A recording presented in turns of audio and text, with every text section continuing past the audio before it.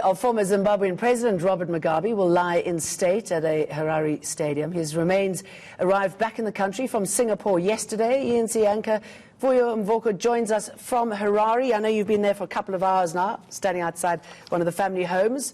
What have you managed to pick up for us?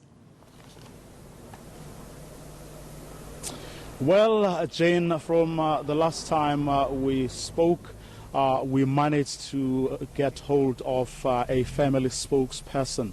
The guy was here a short while ago, and this is what he is telling us. The prayer service that was supposed to take place a while ago has in fact not started. As things stand, the family is busy cleaning the house.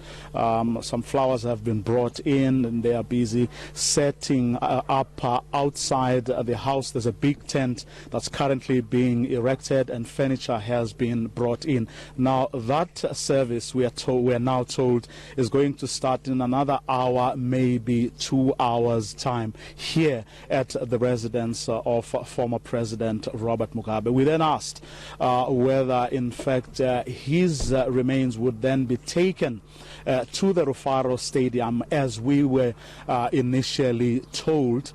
That now too seems to be in doubt as to whether he will indeed be going to the stadium where we were told a little earlier his remains would be, and that's where the public would be allowed to go and view his remains today and tomorrow. Now, we don't know what is at play, but it probably confirms once again that the dispute between the state and the family continues.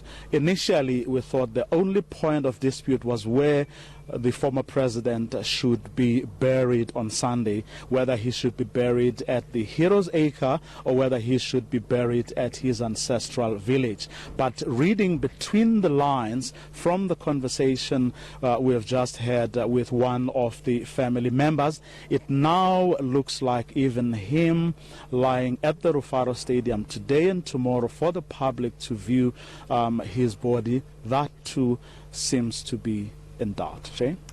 All right, so once they overcome that, and they don't have many days to go, what are you expecting as far as turnout is concerned from Zimbabweans and foreign dignitaries? Well, dignitaries continue to arrive. A little earlier, I was speaking to one foreign affairs minister from one of from the continent, who was telling me that his president was also coming.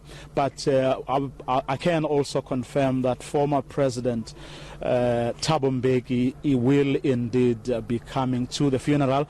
The ANC had told us the day before yesterday that President Cyril Ramaphosa and the top brass of the ANC will also be coming. So that pretty much stays. But we understand also that the president of China may also be coming. We're not sure yet. And the difficulty for those who may wonder why we don't have a great deal of information, where in South Africa you may have had a situation, for example, where there's a briefing literally every hour or couple of hours about what's going on. You don't get that kind of situation here, so it's very difficult to get information.